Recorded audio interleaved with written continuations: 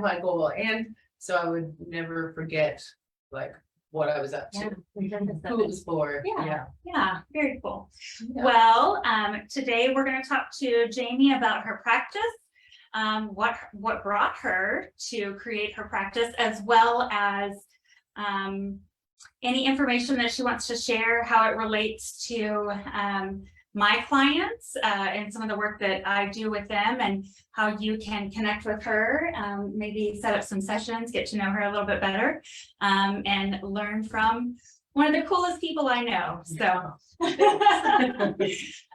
so Jayme, tell me about you. What brought you specifically to yoga? Yeah. Well, I started doing yoga whenever I was an athlete, and I was mostly using it for mental training. I had a little bit of a, well, we'll call it an anger outburst issue. I would brick layups and then scream expletives at the top of my lungs. And it, then the buzzer would immediately follow. And this was a pattern.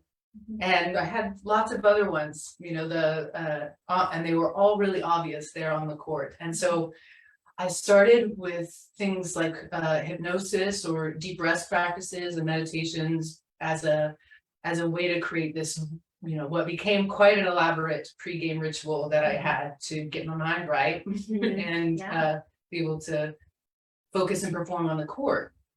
And then I started training to teach yoga whenever I was a strength coach. So I was already working as a D1 strength coach, and I wanted to be able to do yoga with the athletes in off season as a way to download their training, because that's something that I felt lacking in my own training experience, that there wasn't enough time for me to rest and recover. And so I sought out ways to keep, athletes moving and progressing and even advancing with their, mobility skills and ability to stay injury free, because, you're not a very good athlete if you're on the bench or, in a brace on the bench. So how to stay injury free was really the initial intention. And then, I got really into it personally, and that's really where a lot of my training, kind of took off from there, as far as just kind of immersing myself in the teachings of yoga. As I was traveling in different places, I usually stayed at yoga ashrams. So learning about different kinds of yoga, learning from different teachers, and continuing to train at all those places. And then what became, after leaving strength and conditioning, a personal training business, slowly started becoming more and more about yoga. And even though I bring in all of the strength and conditioning and personal training things that I know and find really, really helpful, the overarching intention, comes from yoga. So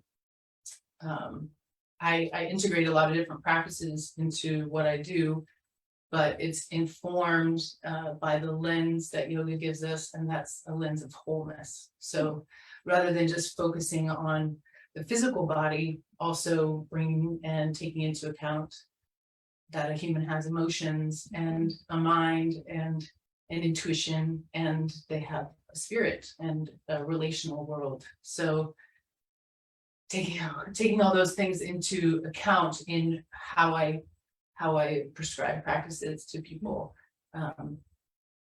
So it was really an initial sort of idea that it was going to be for athletes and after for the off season, and it really integrated more and more into my own life and into into my way of being, so much that I kind of can't not talk about it. In a way that may or may not be a little annoying. I don't know. I feel like people feel that way about me sometimes. They get tired of me hearing about, or get tired of me talking about inspiration and excitement and joy and all of these things all the time. Yeah. Well, it's really helped me. That's the bottom line of it. So it, what I've found helpful and even transformational, I like to share. Yeah. Yeah. And when you were talking about integrating this practice into your own routine because of things that you were experiencing on the court, kind of finding a way to balance yourself out pre-game, and then maybe rehabilitation afterwards, kind of pulling yourself back to center, grounded. Yeah. And even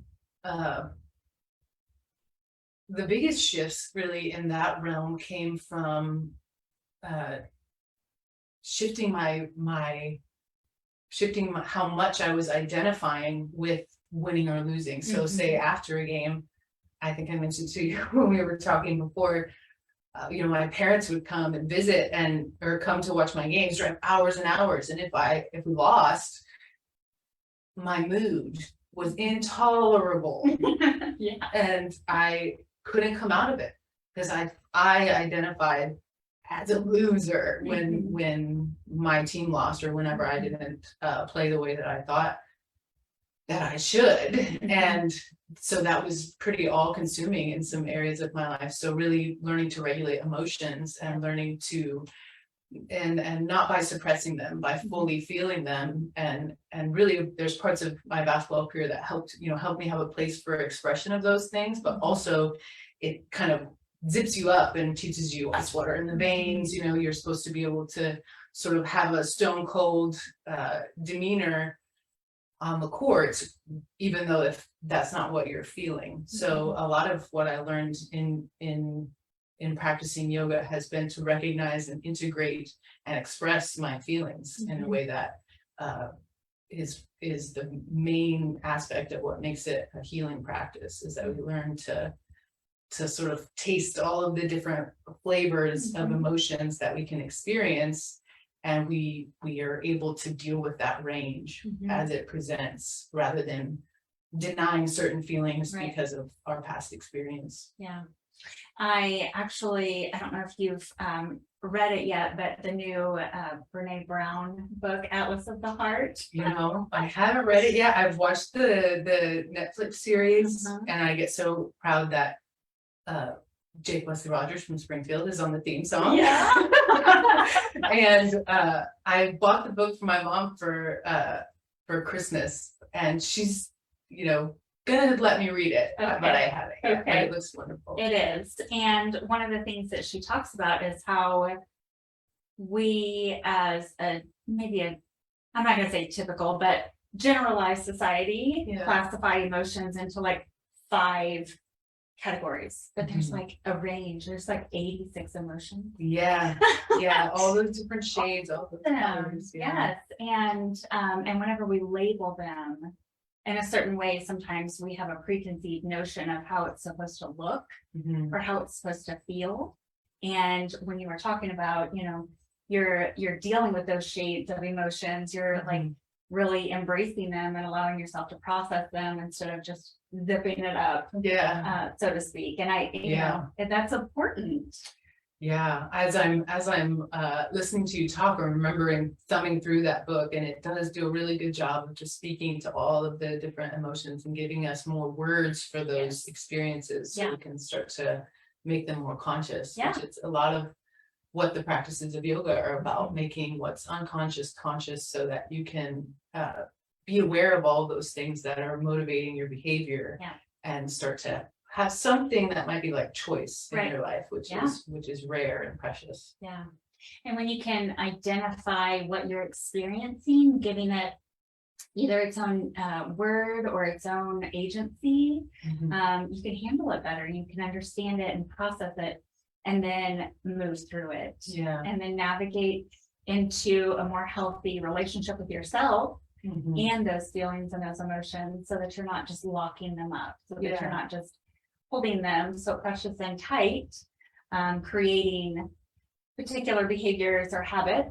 Or even disease. Disease states can come from suppressed emotions, denied.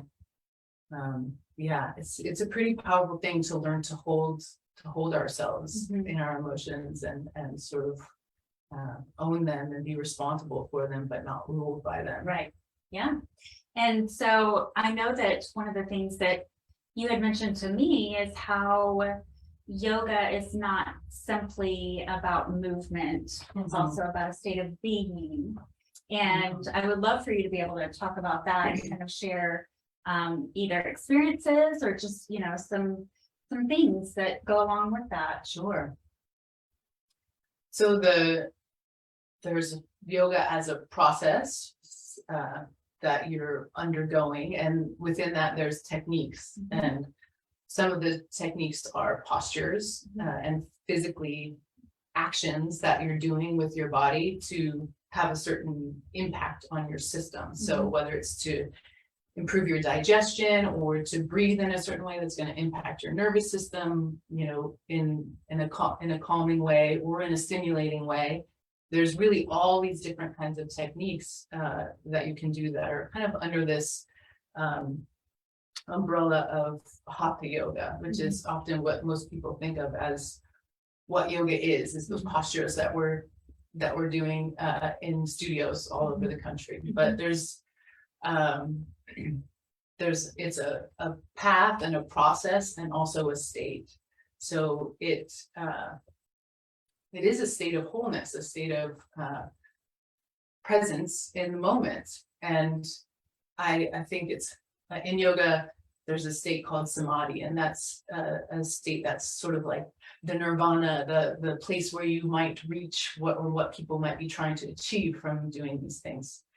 And I think it's helpful to have a real reference point in our lives for what that might be like, because it can be like, yeah, that's for the people at the top of the mountain, you know, just doing this for their whole life. But really, we all have an experience of being completely absorbed in whatever we're doing. It can be thought of like a flow state.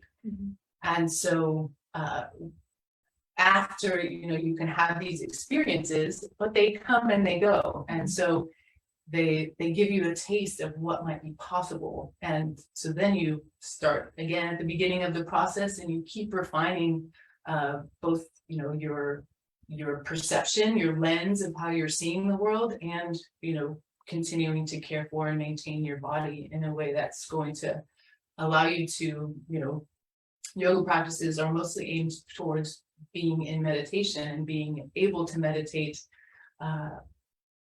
you know, in a focused and concentrated way for long periods of time.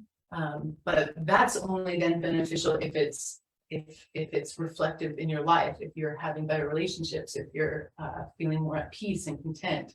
So it's sort of this process where you're always revisiting your life and lifestyle and your, you know, your moral values and your code that you live by, and your routines and your rhythms. So it's really this sort of this way of aligning yourself in your life with who you are at your deepest core. So that has aspects that are physical, and it has aspects that, you know, touch all those levels that I mentioned before that we have, and most specifically that we have an intuition and that we have a relational body that impact our physical health. So if we're denying our inner knowing, if we're denying our intuition, if our relationships in our lives are bad and full of conflict, or we just experience the deep grief or loss, that's going to impact our physical health, and that can't be, that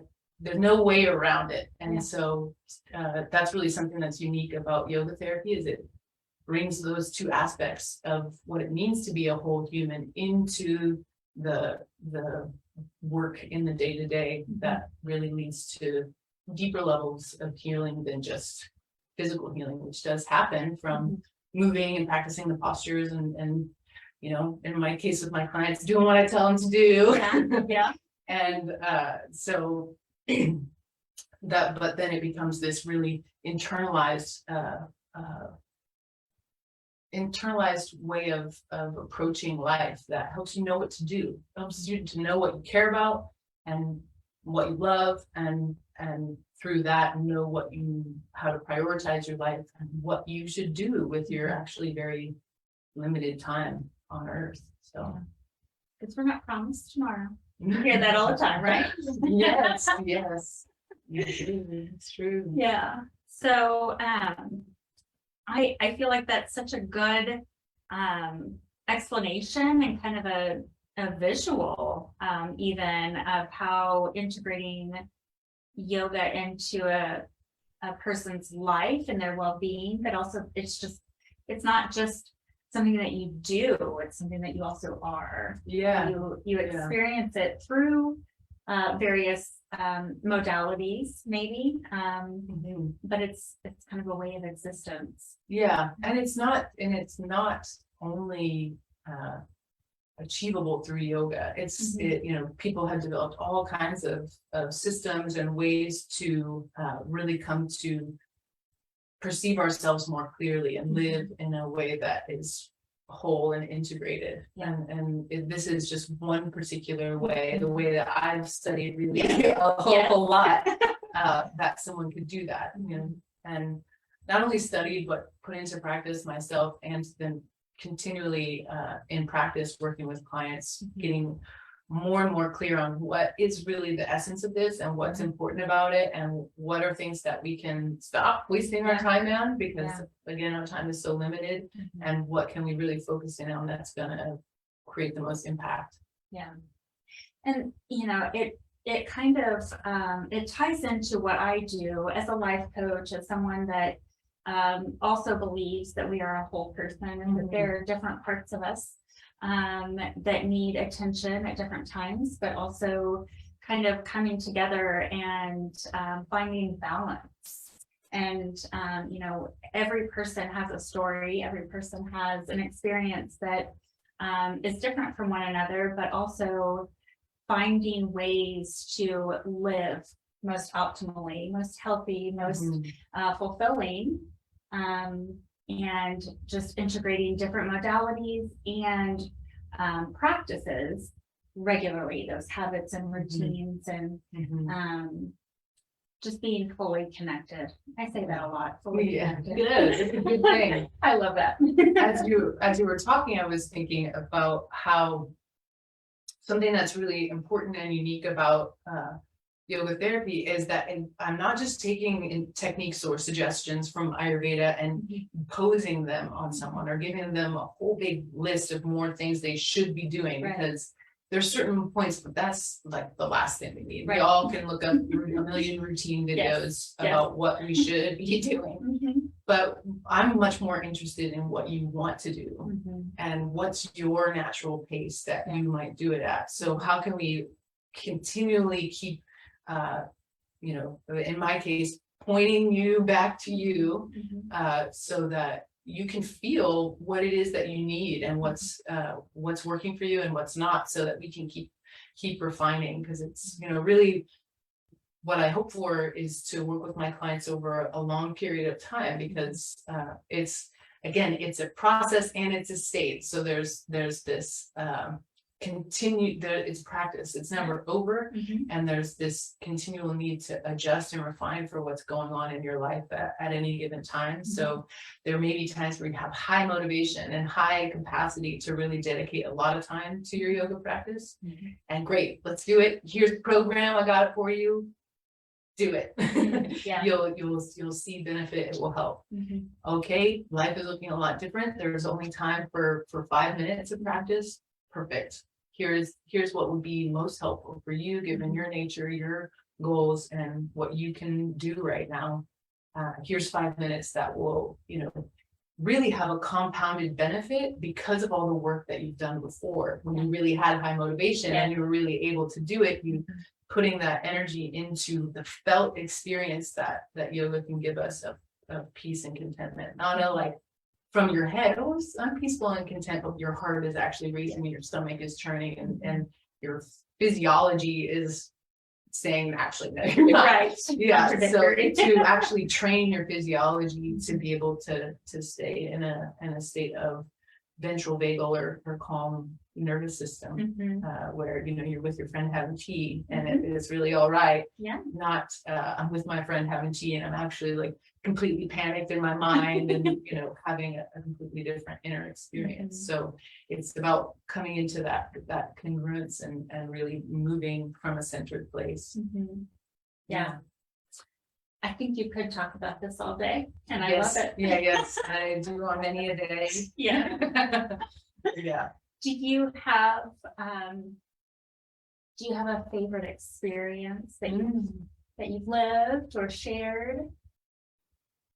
Well, what first came to my mind was a period of time where I was able to do that. I was able to really devote myself to practice. And that was while I was living at an ashram. And it was like compounding this experience. And it was sort of over a long period of time, relatively, for what you might think of as an experience. But it was just deepening through the more time I was able to dedicate to my own experience, really, to a deep felt relationship with what was going on in my body. And so I was living at an ashram in the Poconos, and then from there I traveled with that organization to India, and I stayed for 6 weeks. And it wasn't like a walkabout, you know, a tour of India. It was going to ashrams then in India. And so one period of time I spent at the Kumbh Mela, which is a huge spiritual event, but our campus was just off of that. And so I was able to meditate in this beautiful sacred grove, hearing the chants of millions, literally millions of practitioners less than a mile away. So it was, and the Ganga, which is a very sacred river to the people there, and in the history of yoga. So it was very picturesque and impactful. And then I went to another place called Khajuraho, where I did a long period of time of a sadhana, or a particular practice, where I was doing a particular mantra recitation every day for about 4 weeks. Actually, it had been longer than that. So it was completing while I was there. So it was like the at every level of my being, it was like experiencing the fruits of this practice and how it can really help us. Because my diet and my whole life was organized around this state that yoga says is possible for us. And so it was like touching something, and then do I experience life as I did then now? No. I wish, I wish, you know, I was in a blissful state where a lot of things made sense to me in a way that, you know, now I lose the grip on just how perfect everything is all the time. But I really felt and lived in a space where I was like, wow, you know, just so enlivened. I don't really, you know, like lit, you know, where all my physiology was working, you know, like clockwork, and everything was in alignment, it felt like. And that was probably about, I can't calculate, maybe eight years ago now. And, you know, since then, taking that experience and really figuring out how that integrates into my life, how to set up my home life in a way that allows for as much of the things that are important to me to happen passively, for me to not have to work so hard to have the routine that I want, that my environment and where I am naturally supports that. And that was really a big part of my mission in building this tiny house that was designed all around movement. And my home here is, you know, not as extreme in that there's no furniture or, you know, those kinds of things, but it's all designed to sort of allow me to move and work at just different stations, stand or sit or do all the kinds of things that I recommend people do. Yeah. Because we have these bodies that we've got to take care of all the time. Yeah. I feel like I'm absorbing some of that energy that you're sharing, that you're I haven't talked really about that, you know, It's been a long time. It's fun to Get think very about. excited. And Yeah. it's visible, but just sitting here, I get to experience it. Oh, And I can only imagine what it was like being there. Mhm. So, and even you said 8 years ago. So mhm. even now talking about it, I still can hear your excitement, the exhilaration behind Yeah, it, but yeah. also, how fulfilling it must have been. Yeah, get- how it touched me. Yeah. It really did. And that's Yeah. the thing. There's no wasted time when Mhm. you're practicing, because it's compounding like that. And so that experience, although it has passed, just Mhm. like all things will, Yeah. because it was something I stayed with for a long time, it made a deep imprint. And that's really something that I hope for my clients, and why I created programming that was something that you could really devote yourself to, because that took a lot of devotion. What I Yeah. did, that took a Yeah. lot of dedication, but it paid off in inner rewards that I can't ever be taken away from me. Yeah. And so not everyone can go to an ashram, not everyone can bounce off to India for a quick 6-week little meditation session. So how can we create environments in our day-to-day life that can compound like that can be something like you look back on and just, man, I'm so glad I started doing that. I don't know what I was doing, I don't know why I finally called that lady or whatever, whatever it is, but once you begin, then it compounds over time. And so it's a slow medicine in how it heals, but it's a broader view, it's a long-term approach to health and wellness that I think is sort of missing in a world where you can join a different membership site every month and scratch the surface of everything under the sun, but that's not going to get you to you, Right. which is What you're really ultimately looking for. what yoga is pointing to. So finding something that you can dedicate yourself to, that is keeping you entertained and in a sense keeping it different, and you're learning, but ultimately it's the compounding benefit over time, and the ability from what you learned in this particular moment to get yourself out of pain or to regulate your nervous system. So in the moment when you really need it, it all comes rushing back, whatever work you've been able to put in. So although it's hard to invest the time and the money and the energy that is required, I'll keep my motivational speeches up because it's important. Please do. Yeah, please do. If everybody could just sit right here to absorb some of this energy, you'd understand. I think it's important. You touched on how people will barely scratch the surface. They're looking for something that will fulfill them, or maybe drive them to whatever it is that they're looking for. And sometimes they find maybe 1 or 2 things that are leading them along the way, but maybe not actually achieving that full awareness and that understanding. To say it bluntly, I see people mind fucking themselves all over the place, continually feeding this mental beast of learning more about something. There comes a point, and I have a memory of one of my teachers saying, how long are you going to blend your smoothie before you just drink it? How long are you just going to be blending, reading another book, doing another workshop, taking another surface level something before you really do the practices that help you embody, to help you drink your life, to help you taste it more deeply, to help you have a different experience of what it is to have a body, until those practices or those shifts happen, we're just sort of mentally feeding ideas.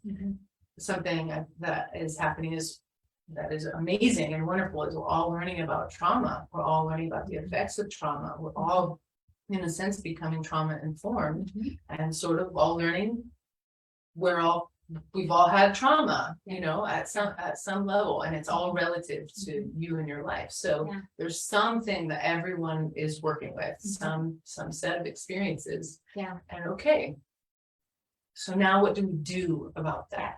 Now what do we do with all that information, and how can we repattern our experience so that just because we've experienced something traumatized, and when we feel that close to us again, our whole body responds to that, we can start having corrective experiences because of the work that we put in before that moment when we're triggered.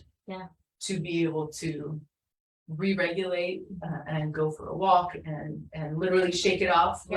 Like wouldn't it have been nice if we could have, right when it happened, shaken that off, but we can now. And so those opportunities arise because of diligent work, in a way, discipline, and in a sense, you know, what I'm selling is you should be disciplined, which like duh, everyone knows that.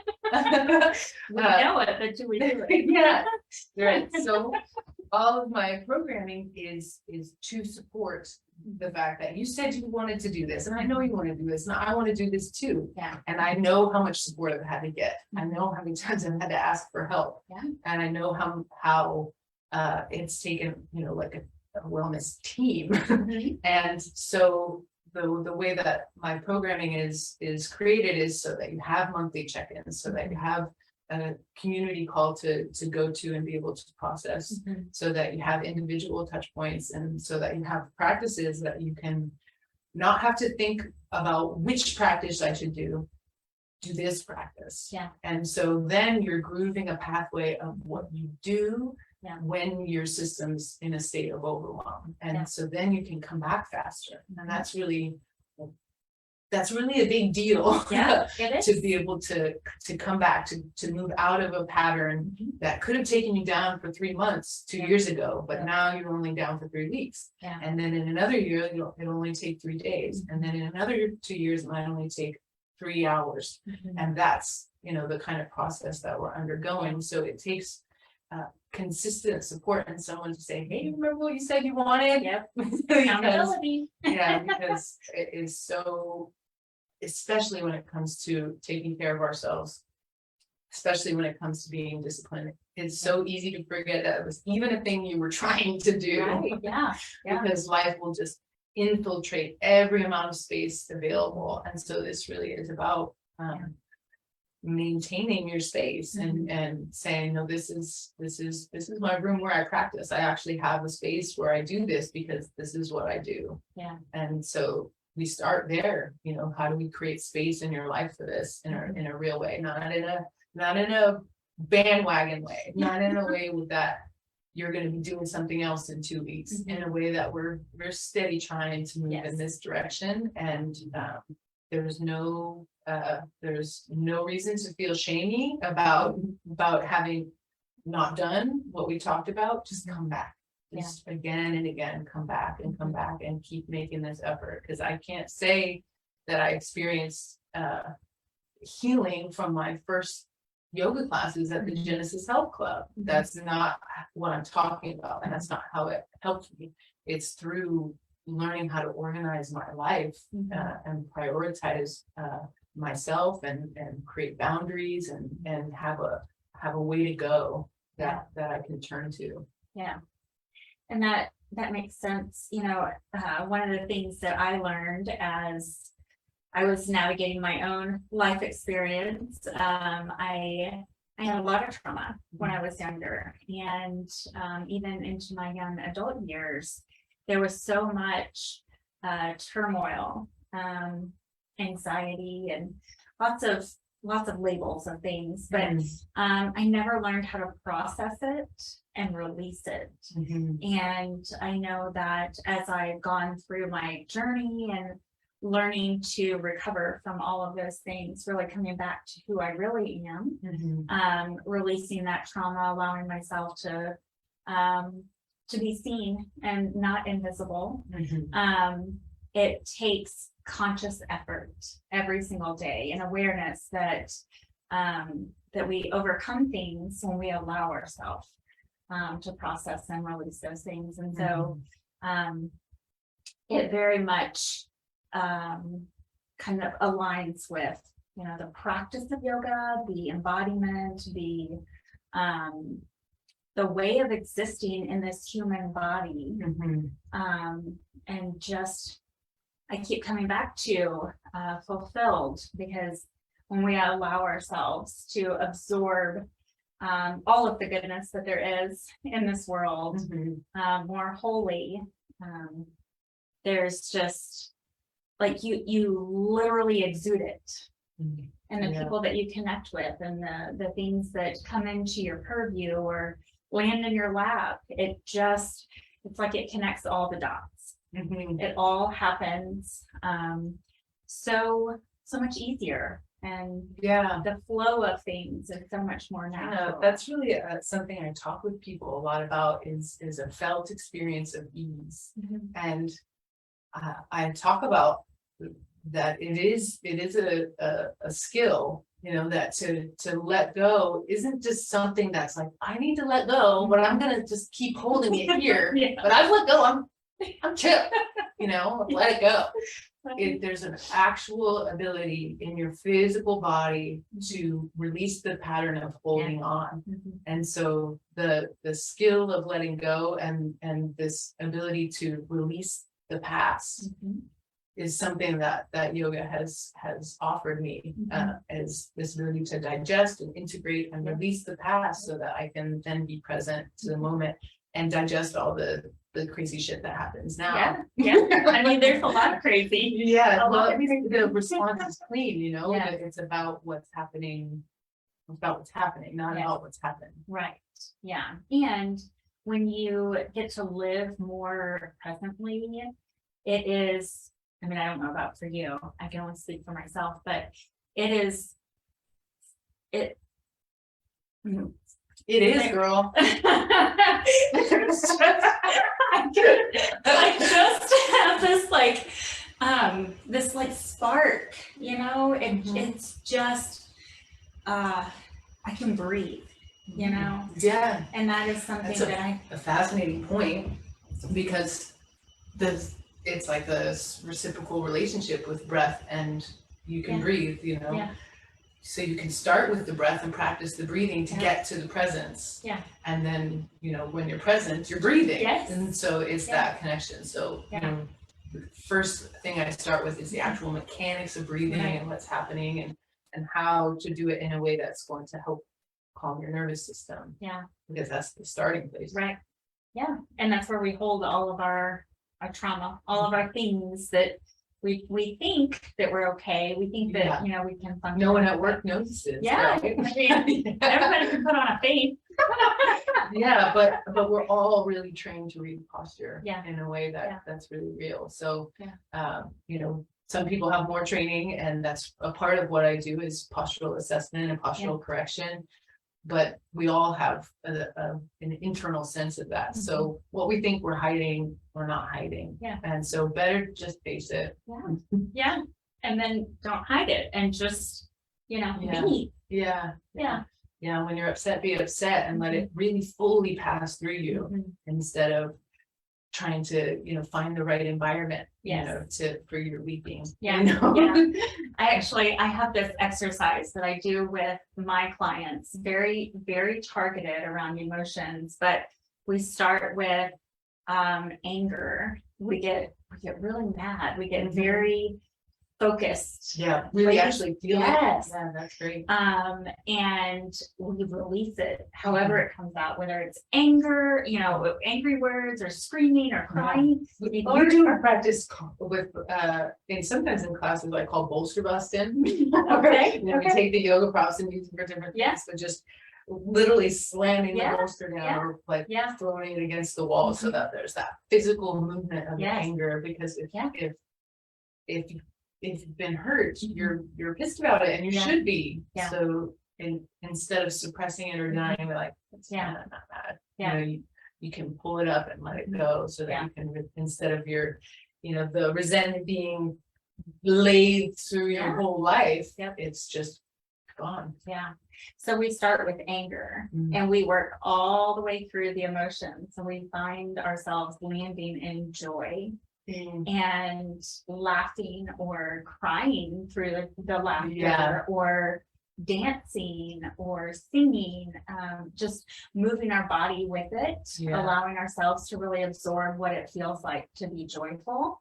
Great. And I've had several clients just really embrace that, because their entire lives they were told that anger was not good, or to be ashamed of the anger that they experienced in a moment, or even just having to quiet it, harboring anger and resentment towards an event or a person, and it manifesting in a physical ailment, or making them unwell in a way that, again, we talked about trauma, but just bringing it back to our physical being and how our body holds on to it. And so those exercises are really good for releasing it, but then also allowing ourselves to acknowledge it to begin with, because if we don't acknowledge it first, we may not even know what it is. I can say from my own experience that I'm constantly and still shocked by what I can be unaware of, and how once I see it, I can't unsee it, and I'm like, whoa, girl. So that's a constant process that's happening for everyone, and a lot of what a yoga therapist is someone who's gone through that process themselves in a way, and is able to hold that experience for someone else, the stability, so that they can have what feels very chaotic, very, very chaotic, an expression, and then have created a life that can hold that. Because when we go into our healing journey, there's only one way out, and that is through. So the more that you can have processes and environments in place that support that, and people in place that support you, the more that process can sort of, it's always winding, it's always got spirals, and we don't know what will happen, but know that you can have support and guidance along the way. There's that cliche that happiness is not a destination, it's a journey.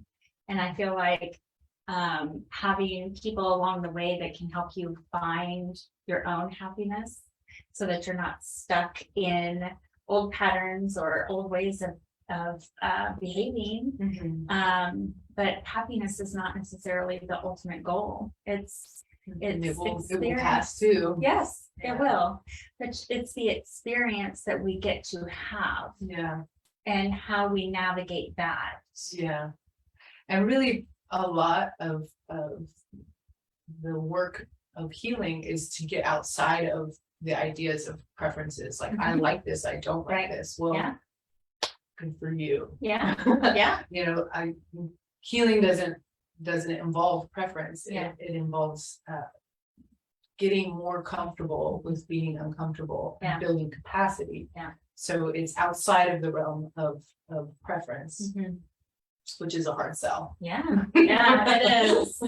But recognizing it too. When you recognize that maybe you don't like to do something, but also that something could be the healing. That it turns into something that is more satisfying than preference.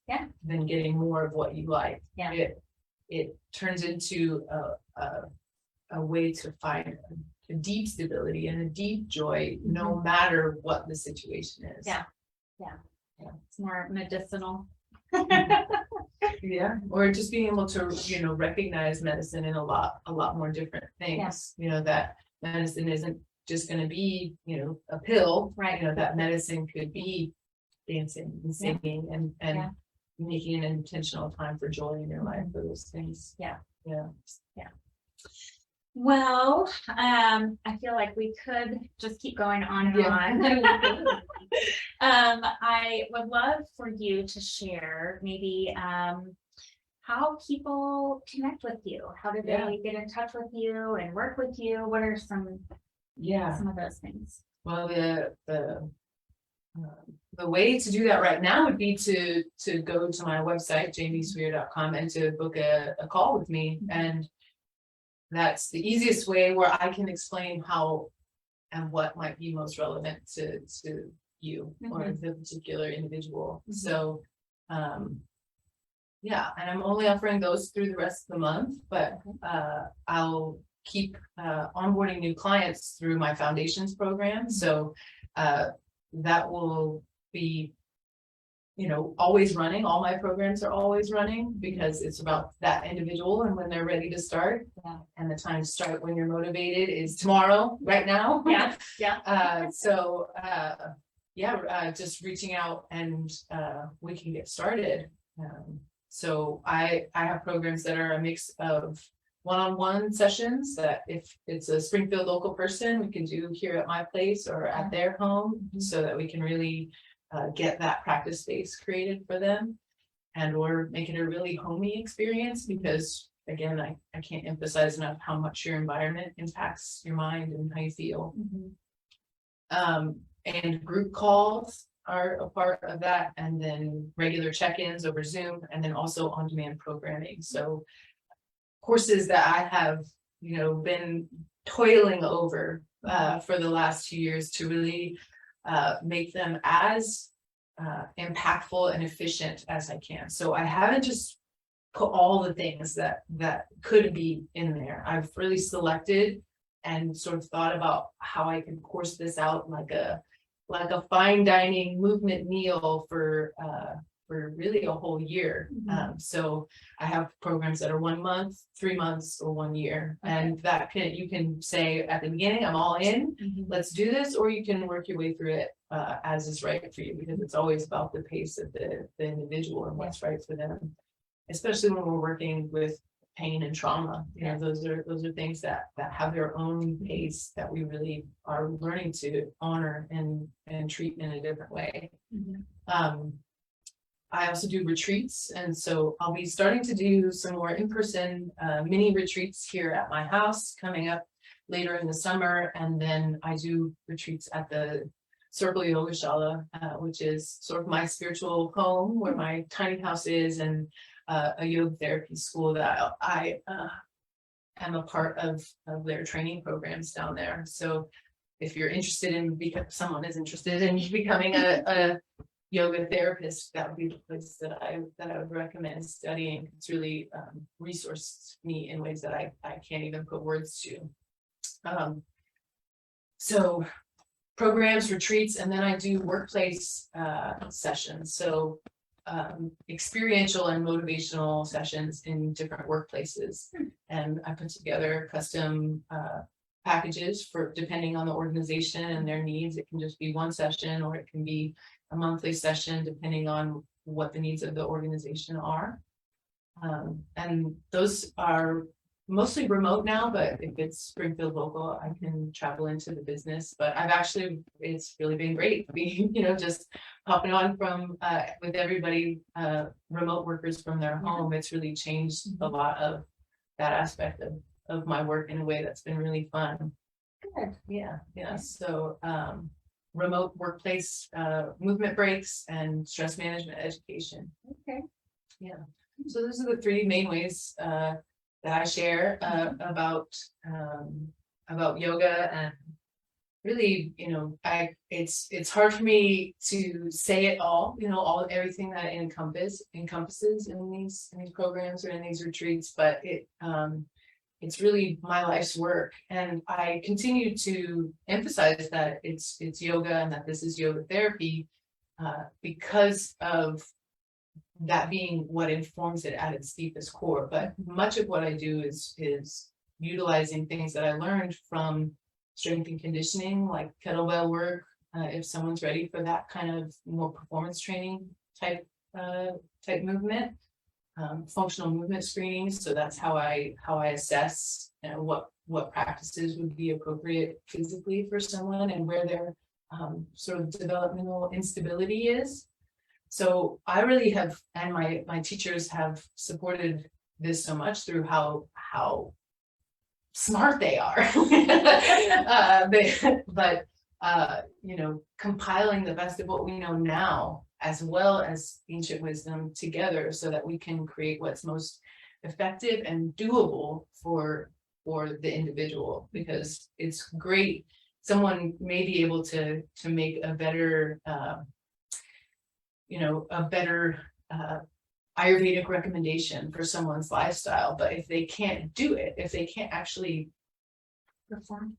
put it into place in their life, if it's not doable, it's no good. Yeah. And so I've really put a lot of time into thinking about what could be doable for someone, and how can we progress this in a way that could take it as far as somebody wants to go. And I'm willing, you know, to really train somebody in a way that's, you know, equivalent to a high level athlete, if that's where they're at. But no matter where they're at, there's something that we can meet them with. And you know, even if someone can't move at all, they can breathe. And even if they've never done yoga and they're 85, breath can impact their life and improve their life and help them transform their relationship with pain. Yeah. I must have been complete with something. Did I answer that question? Yeah. Okay. That was good. Good. So we have your website information, Yeah. and we know that there are several different ways to work with you. Yeah, it's all there. Yeah. So Yeah, and then you know, I have a YouTube channel that you can practice with me for free on. I have a blog that you can read up on a lot of things for free and do a lot of free practices. I have a practitioners community, so that's really the first step. If you're interested, would be to sign up with your email at my website and join this practitioners community, where I share free practices and invite that community to live calls, and you know, have created a container for people that are interested in getting reminders that they wanted to practice. And so that's really the first step, and a good first step to start doing some things sometime. Yeah. And those are available all on my website, and I'm on Facebook and Instagram. You know, I'm really there, so if they just message me, they'll help me. Okay. Yeah. All right. Just like you did. Yes. I'm glad you're here. Yeah, me too. I'm really glad that you responded. Yes, I've been watching your journey for a little while now, and just being inspired. And I think I told you it. There was something that you shared, and it just like there was a post a couple months ago, and I was just, I don't know, it inspired me to go outside of my comfort zone, but it was just this step, you know, that I needed to take, that I had been so hesitant to take. And then and that's what, you know, I reached out to you, and I was like, I really want you to do this. Yes, yeah, I'd love to. I'd love to. It's fun to talk to you. So I appreciate it. Yeah, that's nice to hear that it post resonated. It can you know, kind of feel like just screaming into the void sometimes. And you know, yeah, it's nice to be with somebody that's on the other side. How did you find me originally? Instagram. Yeah. So I think you were tagged in a post. You were working with someone or a group or something, and I had been following them for a while. I'm very much keen to the wellness community. Obviously, as a life coach, I'm kind of looking for those kinds of things to help my clients, you know, to make suggestions and that kind of thing, connect people. And so whenever your Instagram was tagged, it kind of, you know, led me down this other journey. So I was like, okay, well, obviously this was for a reason. Because I really enjoyed watching your journey, and I know that you have so much to offer to the world. And I mean, I saw that through posts, but getting to talk to you and getting to know you a little bit better has really solidified that notion and that intuition. And so, yeah, so I'm really glad that we get to do this, but also that we get to share it with with the world. Yes. So, Yes. Me too. yeah. Thanks so much for Yeah. coming over. You're welcome. You're welcome. Is there anything else that you want to share or? I